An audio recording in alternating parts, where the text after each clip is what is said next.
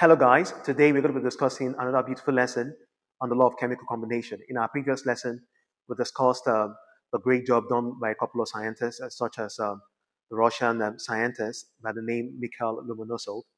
He started a great job on the law of conservation of mass.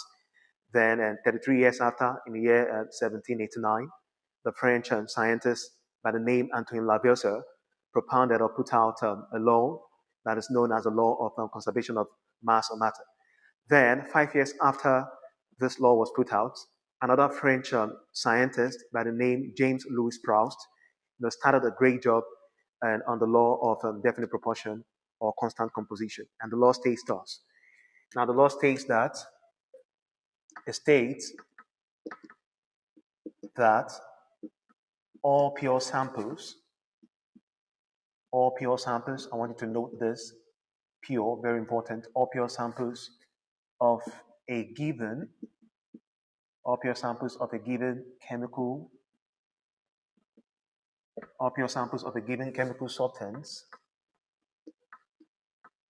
contains the same amount, of atoms, of elements, contains the same amount of atoms of elements combined in the same proportion, or ratio,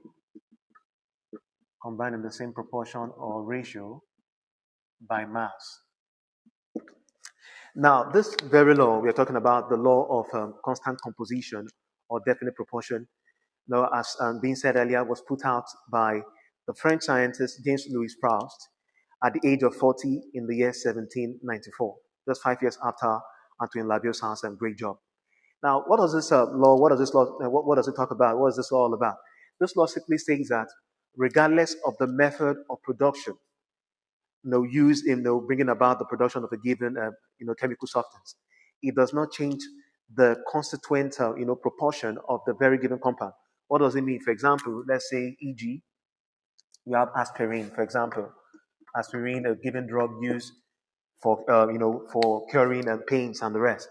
Aspirin has a major chemical formula of C9H8O4. Now it's a carboxylic acid. And when you look at aspirin, now imagine a drug like aspirin. Imagine, as we have here, as you can see here, we have 9 atoms of carbon, 8 atoms of hydrogen, then 4 atoms of oxygen. So it means the carbon to hydrogen to oxygen ratio is ratio 9:8 to 4, and this must be maintained.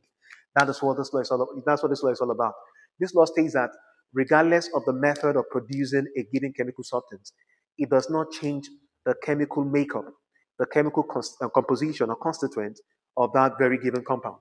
So when you look at aspirin, for example, not only aspirin, even water, H2O.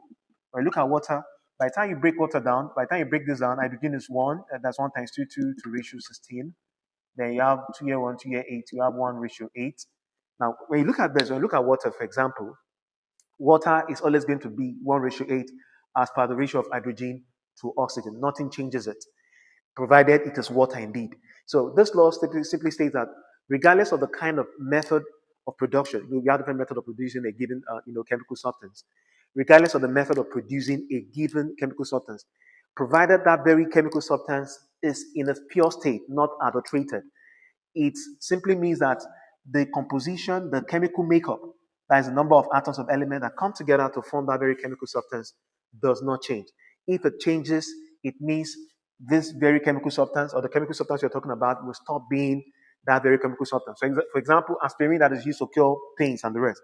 Imagine if we have a kind of alteration in the amount of one of the atom of of the element that make up this very aspirin. Let's say there's a change in the amount of carbon, there's a change in the amount of hydrogen. It means it is either going to be that the drug will not be as effective as the ones you've used before, or it becomes poisonous to us. So that is what this law simply states, according to James Louis Proust in the year 1794, just 5 years after the great work by Antoine Lavoisier. So we're going to be going directly now into calculations on this very law.